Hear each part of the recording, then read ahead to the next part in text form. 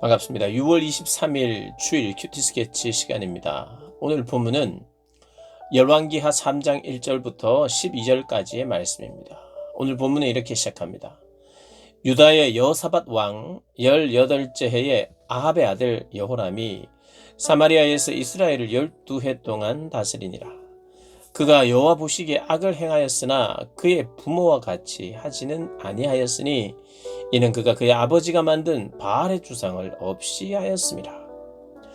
오늘 본문은 유다의 여호사밧 왕 18년째 해에 이스라엘의 왕이 아합의 아들 여호람이었는데, 여호람이 12년 동안 사마리아를 그리고 이스라엘을 다스렸다. 시기가 그때입니다.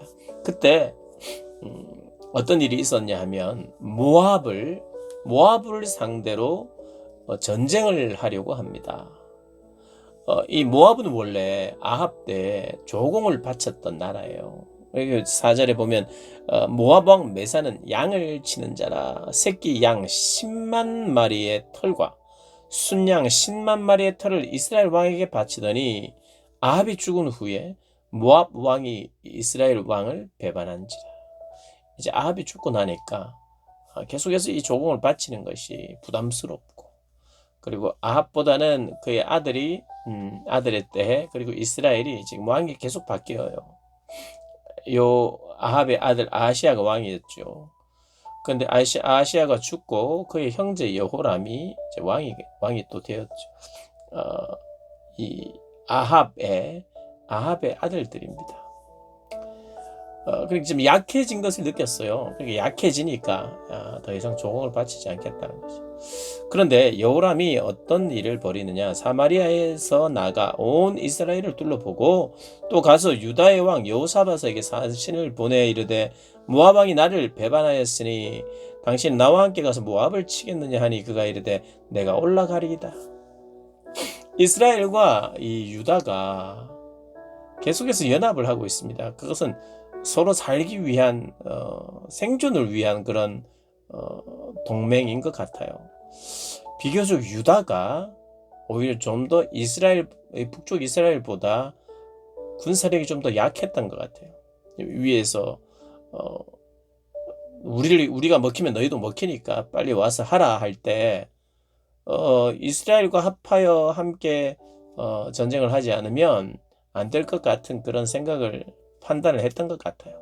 그러니 여호람이 아합이 부를 때도 갔고 또 여호람이 부를 때도 이렇게 가는 거죠. 그런데 이들이 8절에 보면 여호람이 이르되 우리가 어느 길로 올라가리이까? 여호람과 여호사밧이 이제 모압을 치러 갈 때 어느 길로 갈 것인가? 그 길로 가면 그 길에 군사들이 함께 지나가기 때문에 함부로 길을 내어주지 않거든요. 근데 에돔에게 갔는데 에돔도 함께 합세하는 거예요. 그래서 에돔 왕도 에돔의 광야로 가겠다. 그래서 그 군대들이 에돔으로 가서 에돔과도 같이 연합을 해서 이 세 나라가 북쪽 이스라엘, 남쪽 유다, 에돔 이 세 나라가 연합을 해서 모압을 치러 갑니다. 그래서 9절을 보면 이스라엘 왕과 유다 왕과 에돔 왕이 가더니 이렇게 함께 이제 세 나라가 연합을 해서 모압을 치러 가는 거예요. 다 이 관계가 다 얽혀 있기 때문이겠죠. 근데 여호람 왕을 어떻게 평가했느냐? 아합보다는 괜찮다 이렇게 평가를 합니다. 오늘 보면 2절에 보면 그가 여호와 보시기에 악을 행하였지만 그의 부모와 같이 하지는 아니하였으니 아합과 이세벨 같지는 않았다는 거예요. 오히려 그의 부모 같지 않고 그의 아버지가 만든 바알의 주상을 없애 버렸다는 거예요. 그거는 나름대로 칭찬할 만하다는 거죠. 그렇지만 3절을 보면 그러나 그가 느밧의 아들 여로보암이 이스라엘에게 범하게 한 그 죄를 따라 행하고 떠나지 아니하였더라. 여로보암의 길을 갔다는 겁니다. 여로보암이 왕이 잘못 세워지면 백성들이 죄짓게 만드는 거예요. 죄짓게 만드는 왕이 나쁜 왕이죠. 악한 왕이죠. 가장 되어서는 안 될 왕인데 여로보암의 길을 여전히 갔다는 겁니다. 여전히 악하다는 거예요. 근데 하나님 찾지 않아요. 하나님 찾지 않았어요. 어쨌든 이 이스라엘 그리고 유다가 계속 문제를 가지고 있어요. 하나님을 향해 온전히 돌아오지 않습니다. 하나님 찾지 않습니다. 아합 시대도 그랬고요. 그 이후의 시대도 그렇고요. 걸출한 엘리야와 같은 선지자, 그리고 걸출한 엘리사와 같은 선지자가 있었음에도 불구하고 북이스라엘은 돌아오지 않습니다. 하나님을 찾지 않아요.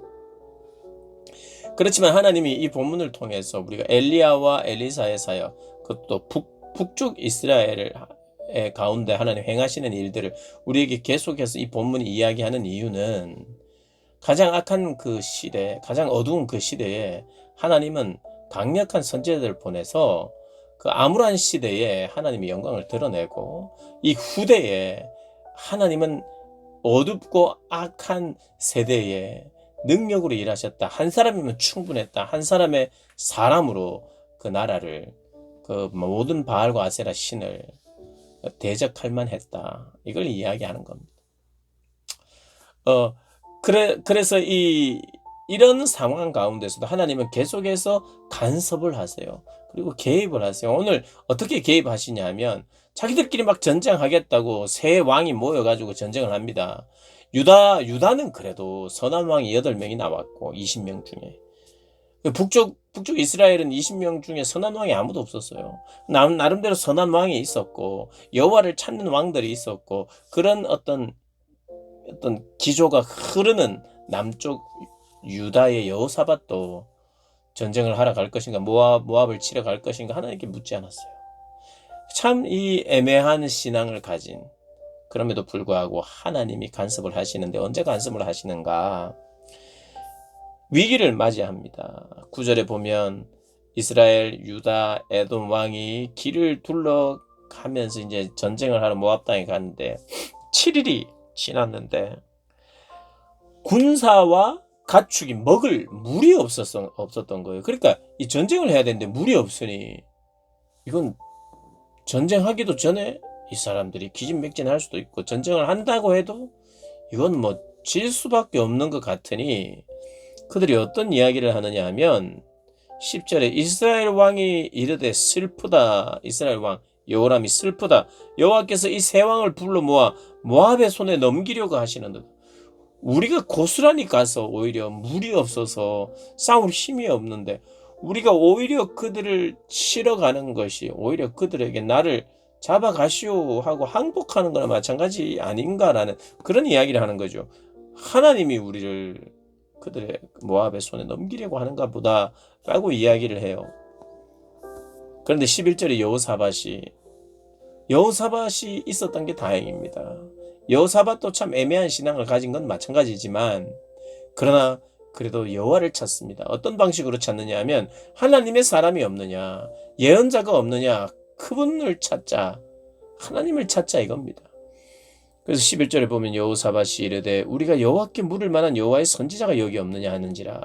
이스라엘 왕의 신하들 중에 한 사람이 대답하여 이르되 전에 엘리야의 손에 물을 붓던 사밧의 아들 엘리사가 여기 있나이다. 여호사밧이 이르되 여호와의 말씀이 그에게 있도다 하는지라.